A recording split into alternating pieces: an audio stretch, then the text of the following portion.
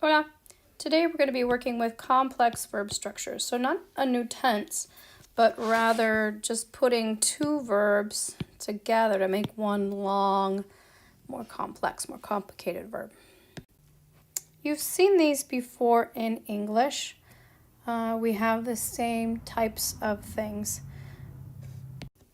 Here are two examples. First, I can speak Spanish. So the helping verb is can, and then the verb that has the meaning is speak. So I can speak. All together ends up being one long complex verb. And then we have the same thing for has to do. Has is my helping verb, and then to take out the trash is the infinitive, the meaning verb. So again, we have one longer verb, has to take, I can speak. So we're going to look at these in Spanish. Some of them you already know. It's just kind of putting it all together in one place. Then we have one or two new combinations. I'm going to do a quick review of some of the more common helping verbs. Are verbs that are also irregular in Spanish. So pensar, remember, means to plan. And that's a stem changing E to IE verb. Querer, it means to want, and is also an E to IE stem changing verb. The verb tener means to have, and that's got a lot of things. It's got a G, plus it also has an IE issue. And then ir means to go. And that one is just completely irregular. There's no pattern to that one. So let's look at those conjugations before we get started. So let's start with the verb pensar. When it's a helping verb, it means to plan, but it also just means when it's all by itself, it means to think. But you can see how thinking and planning to do something might be the same thing. So you have yo pienso, tú piensas, usted piensa, él piensa, ella piensa, nosotros pensamos, nosotras pensamos, ustedes piensan, ellos piensan, ellas piensan. And then the verb querer, to want. Yo quiero, tú quieres, usted quiere, él quiere, ella quiere, nosotros queremos, no IE, ustedes quieren, ellos quieren, ellas quieren. And verbo tener, we've been using for a while, so I feel like you're good with it. But it means to have. Yo tengo, with the odd G in there and no IE. Tú tienes, usted tiene, ella tiene, él tiene, nosotras tenemos, nosotros tenemos, ustedes tienen, ellos tienen, ellas tienen. And lastly, our verb ir, to go. Yo voy, tú vas, usted va, ella va, él va, nosotros vamos, ustedes van, ellos van, ellas van. Okay, so just a review of all of these verbs. We're going to see these verbs as helping verbs, so it's essential you know how to conjugate them before we move on to the next step. Our first group of complex verb structures are going to be combinations that we use to make plans. Our first verb is going to be the verb pensar. Pensar means to plan to, plus the verb in the infinitive. So remember, the infinitive is the verb before we make any conjugations. It ends in an AR, an ER, or an IR. So if we were to look at this one, for example, we're going to take the conjugated verb. So you would take your chart, and whether it was tú, you would start with piensas, right? Or if it was nosotros, it would be pensamos. So it depends on which is your subject, which form of the verb pensar you would take. But let's go with yo. So that would mean I would say yo pienso. And then we're going to use the verb infinitive here. So we're going to use the verb not change. So yo pienso, so the meaning verb, the one that's going to actually make this mean something other than plans in general, is we're going to use the verb estudiar. Yo pienso estudiar. So pienso gets changed. Pienso is my helping verb. And estudiar is going to stay unchanged. It's going to still end in the AR. And the translation into English would be I plan to study.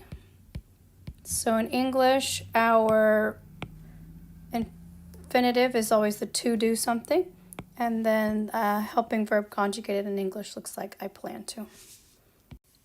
Our second planning verb is the verb querer, which means to want to do something. So that one's going to work exactly the same. The verb querer does get changed. It gets conjugated. Yo quiero, tú quieres, él quiere. But the second verb after that stays the same. So, for example, if the subject were mi amiga, I would conjugate querer. The form of that would be quiere. Pasar tiempo conmigo would be my infinitive. So the quiere, the form of quiere, querer is quiere, and then the infinitive is pasar tiempo conmigo. Our next combination is esperar plus an infinitive. The verb esperar means to, in this context, it means to hope to do something. It also means to wait in Spanish when it's used all by itself, which I think is a lovely connection between hoping and waiting. So we might have, por ejemplo, mis amigos. Okay, so we're talking about them. There's more than one, so we're going to go plural. Esperan. So that would be the form of esperar for them. And then sacar buenas notas, let's say.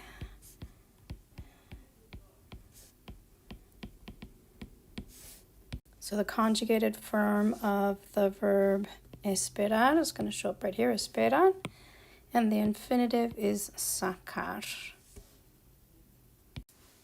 Our last planning combination is the verb ir plus a plus an infinitive. And like I said, this is a review also. We've done this before.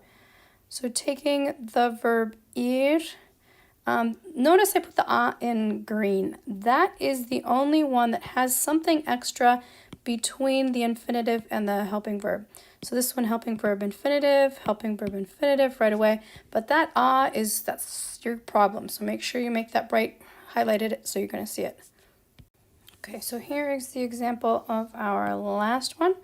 So ir conjugated is, oops, that's the wrong color. Ir conjugated is vamos. And don't forget it, it's green, it's so different. Make sure you have that in there. And then your last one is your infinitive, oops, is trabajar. Next, we've got a whole set of structures that aren't necessarily plans, but obligation, things you have to do. The first one is hay que plus an infinitive. It's a little different. You don't ever have to change this. You don't have to conjugate hay que. There's no subject for hay que, so it's always I, and then que, and then the verb and the infinitive. Hay que means one must or should do whatever it is. So in this case, we said hay que estar en clase. So that infinitive here is what we must do. And again, you use it when you don't have a subject. That's why you use the one in English also. The verb deber means should, to should. We only have one form out of English. There's no thing. There's no I should, he should, we should, they should, everybody should.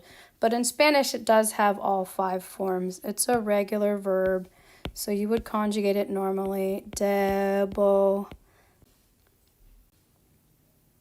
debes, debe, debe, debemos, deben, and deben. So it is a new verb, but it's just as normal as the verb comer.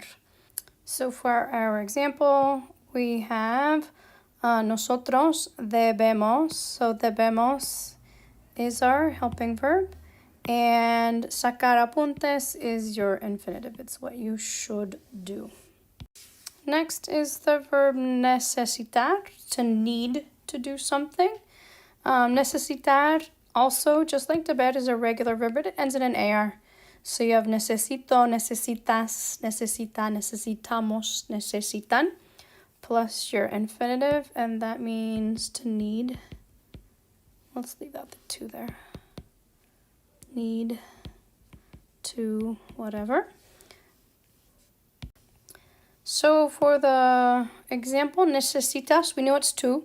Two reasons. One, we've got this clue back here, your. But to the as tells us it's a to form. So our conjugated helping verb is necesitas. Oops, accidentally did an eraser. That was supposed to be a highlighter. And then the infinitive is the verb hablar. So our conjugated infinitive is hablar. You need to speak with your parents. And our last obligation is the one you learned first, and that is to have to do something. Have to do, X. And that is the verb tener, conjugated, plus K. This is, again, that's why it's in green. It's something that you're going to forget. Please, please, please don't. And then the infinitive. Why does the K have to be there? It just does. So our example, usted tiene que practicar. So the conjugated form of the verb tener for usted is tiene. And the infinitive that we chose was practicar. And last, we have two more that just don't fit into a category nicely of either making plans or obligation. The first one is going to be poder, conjugated, plus the infinitive. Now remember that poder is a stem changer. That O is going to turn into a UE. The verb poder means to be able to do some things. I think in English we would say can. You guys learned this the very first day. Can do. When you need to go to the bathroom. Puedo ir al baño. So your question was puedo, that's the conjugated verb, and then we use the verb ir al baño.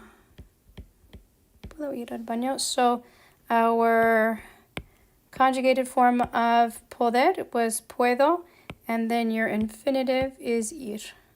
Our last structure is our newest. This one is not a review. This one means it's odd. Acabar doesn't have a clean English equivalent, but it means to have just finished. And we have to add the day in there. So again, make sure you highlight that. So if I want to say I just finished doing my homework, the yo form, acabar is a regular verb, acabo, acabas, acaba, acabamos, acaban. So I would say yo acabo, and then day, you just got to put it in there. And then to do my homework, the infinitive is hacer la tarea. Okay, so acabar, my helping verb, conjugated, acabo. The odd day that we just have to remember, and please, please, please remember. And then the infinitive is hacer. Forgot to add in the definitions here. Acabar de. So this is I just finished. And then whatever the verb is, Xing. So it looks very different in English. Poder, be able to, or can do. To or can do. So here we have all of our complex verb structure. There's a pattern to all of them. They all have a conjugated helping verb.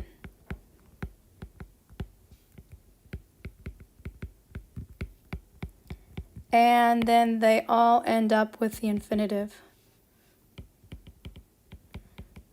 which is the meaning verb that does not change. Now, some of them have an extra thing in it. We had one that had an a, one that had a de, and one that had a k. But those are the exceptions, not the rule. So work on remembering the meaning of all of your helping verbs, and the rest you should be fine with.